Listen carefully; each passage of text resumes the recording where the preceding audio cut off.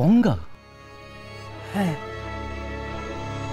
বেনারসের নাম ছিল গঙ্গা। মুখার্জি বাড়িতে একমাত্র প্রতিমা ছাড়া আর সবাই ওকে গঙ্গা বলেই জানে। কিন্তু সপ্তর্ষি, যেদিন সত্যিটা জানাজানি হয়ে যাবে যে ওই ছেলেকে পড়ি, সেদিন আমাদের ছেলেকে কি হবে সপ্তর্ষি? কি হবে? যা হওয়ার তাই হবে। তোমার আমার উপর কোনো কিছু হওয়া নির্ভর করে না। ঈশ্বর যা চাইবেন তাই হবে। আর একদিক থেকে তো ভালোই হয়েছে, ওরা বেনারসে গিয়ে ওদের গঙ্গাকে ফিরে পেয়েছে। দেখো, সত্য কোনোদিন চাপা থাকে না, তা একদিন না একদিন প্রকাশ পাবে। না, কিছুতেই না। আমার ছেলে কোনোদিন কারোর ক্ষতি করেন না, ওর ক্ষতি আমি কিছুতেই হতে দেব না। আমি আটকাবই, না হলে আমার ছেলেকে কি হবে বল? যেটা হওয়ার নয় তাকে জোর করে হওয়াতে গেলে এর পরিণতি কিন্তু ভালো হয় না। তুমি এরকম করে বলো না সপ্তর্ষি। ঝিলিক আমার মনে মিষ্টির জায়গা নিয়ে আছে। আমার মিষ্টিকে তো আমি বাঁচাতে পারি, কিন্তু ঝিলিককে আমি সবকিছু দিয়ে রক্ষা করবো, সবকিছু দিয়ে। নতুন করে ভুল করো না প্রতিভা। মুখার্জি বাড়ির ক্ষতি করে আর তোমার পাপের বোঝা বাড়িও না। এবার তুমি থামো, প্লিজ প্লিজ, তুমি থামো। সপ্তর্ষি, তুমি বুঝতে পারছো না, বুঝতে পারছো না। আমার অত আদরের মিষ্টি আমার কোলের ওপর মাথা রেখে মারা গিয়েছিল, তুমি তো দেখোনি। সেই জন্য তুমি বুঝতে পারছো না আমার কষ্টটা। আমি শুনবো না। পাপ হলে হবে, যা হবে হবে, কিন্তু আমার সন্তান হারানোর প্রতিশোধ আমি নেবই।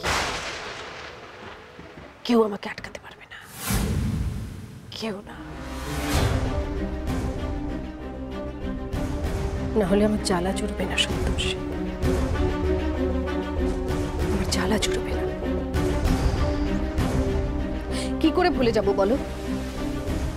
ওই হরিশঙ্কর মুখার্জির একটা অমানবিক সিদ্ধান্তে এক মুহূর্তে আমার সংসারটা ভেঙে ছারখার হয়ে গিয়েছিল। ওই হরিশঙ্কর মুখার্জির জন্য আজ তুমি এতদিন জেল খাচ্ছ।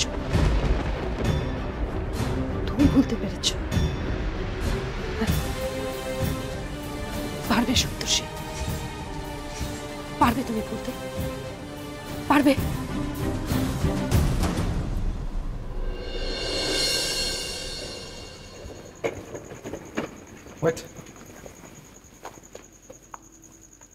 ওটি কুই কোটি নিয়ে যাও। কি আছে? পুলিশ, পুলিশ, পুলিশ আসছে।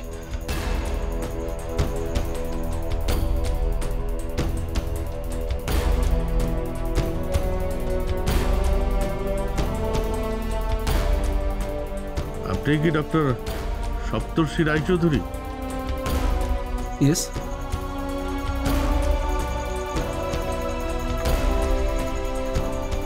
আপনার নামে অ্যারেস্ট ওয়ারেন্ট আছে। কি বলছেন কি আপনি? কি বলছেন? না না, আমাদের কথাটা শুনুন। এটাকে অ্যারেস্ট করো। না না, আপনি বুঝতে পারছেন না, উনি একজন বিখ্যাত ডাক্তার, একজন রেসপেক্টেড লোককে এইভাবে আপনারা কিছু। আপনি, আপনার যা বলার আপনি আদালতে গিয়ে বলুন। না না, ঠিক আছে।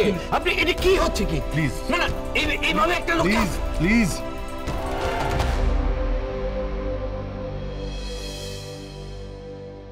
পড়ো, পড়লে বুঝতে পারবে। এই যে লোহার জ্যাকেট, ওকে পড়াতে এসেছে। তুমি পড়ো, এইখানটা পড়ছই তো না? পড়ো, হ্যাঁ করো। এই ধর তো।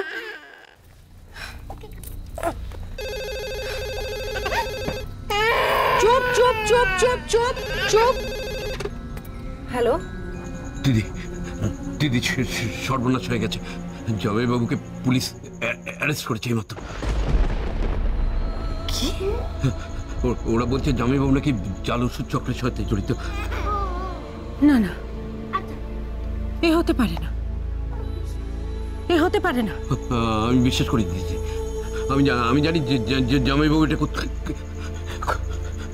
করতে পারে না। আমি জানি।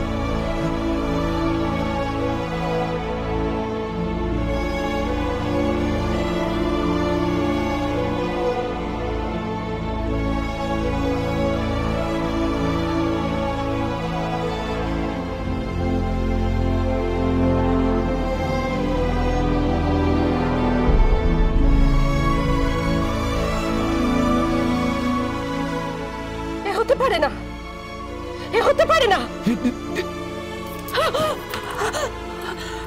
কি হলো? কি হয়েছে?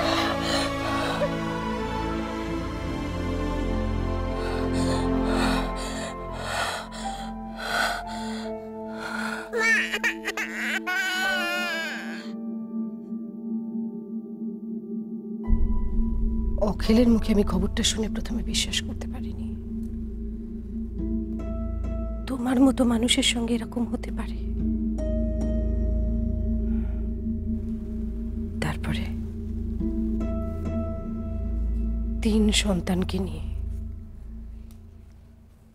বিশেষ করে অসুস্থ মিষ্টিকে নিয়ে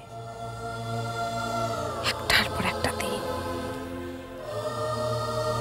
কি অসহায়, কি অসম্ভব যন্ত্রণার মধ্যে কেটেছে তুমি ভাবতে পারো?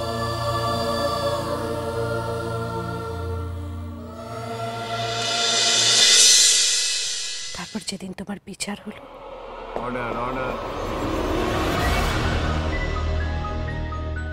ওনাকে বলতে দিন। You may proceed. Thank you madam. Doctor সমাজের চোখে যে কিনা ভগবান তুল্য, মানে ভগবান তুল্য, সেই ডাক্তারই যদি নিজেরই নার্সিং হোমে জাল ইঞ্জেকশন প্রয়োগ করে 7জন রোগীর মৃত্যু ঘটায়, একে কি বলা যায়? ভগবান নাকি শয়তান?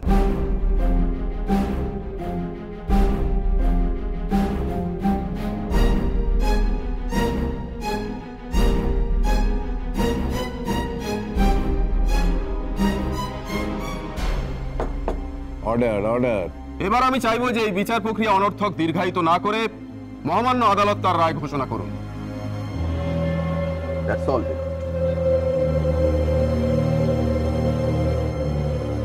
আসামি সপ্তর্ষি রায়চৌধুরী, আত্মপক্ষ সমর্থনে আপনার কিছু বলবার আছে? না। তাহলে আপনার অপরাধ আপনি স্বীকার করছেন? আমি জ্ঞানত কোনো অন্যায় করিনি, সেটা আমি জানি আর ঈশ্বর জানেন। তবে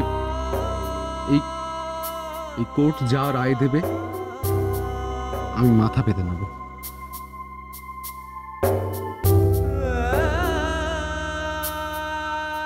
কোন অপরাধে তোমার এত বড় সাজা হলো সপ্তর্ষি? সেটা আমাকে বলতে পারো? সেটা অন্যায় বিচার নয়?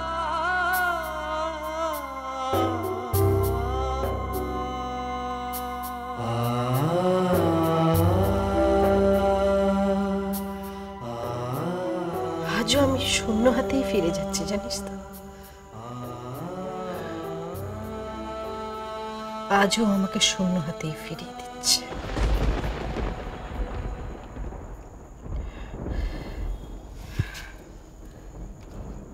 আমি তোমাকে একটা কথা বলে রাখি সপ্তর্ষি,